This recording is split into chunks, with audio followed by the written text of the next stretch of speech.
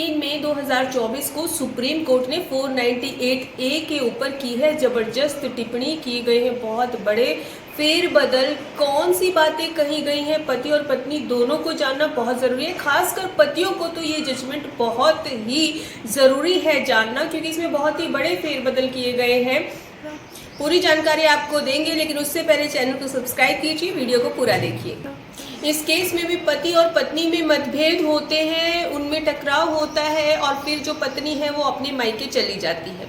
थोड़े दिनों के बाद पति जो है परेशान होकर फैमिली कोर्ट में डाइवोर्स का केस फाइल कर देता है। जैसे ही वो डाइवोर्स का केस फाइल करता है, पत्नी अपने घर से पति के ऊपर और पति के घर वालों के ऊपर 498, 323, 506, 406 के आईपीसी के केसेस यानी कि एफआईआर फाइल कर देती है।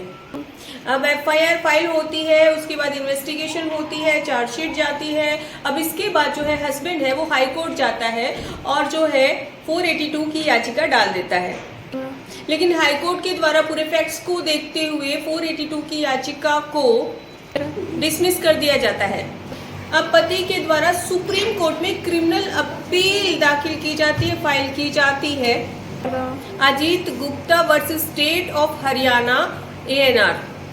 इस मामले की सुनवाई की गई 3 मई 2024 को और जजमेंट दिया गया। इसमें सुप्रीम कोर्ट ने जबरदस्त टिप्पणी की कि जब पुलिस स्टेशन में लोग जाते हैं तो जो सुलह की संभावना है ऐसे केसेस में वो भी कम हो जाती है। साथ ही सुप्रीम कोर्ट ने कहा कि प्रत्येक ऐसा आचरण जो दूसरों के लिए झुंझलाहट की वजह बन सकता है उसको हम क्रूरता नहीं कह सकते हैं। और यह भी कहा कि सांसारिक जो है वो भेदभाव होते रहते हैं, पति पत्नी के झगड़े होते रहते हैं, इसीलिए पत्नी के द्वारा जो 498A की एफआईआर लगाई जाती है उसको मैकेनिकल तरीके से नहीं लगाया जा सकता।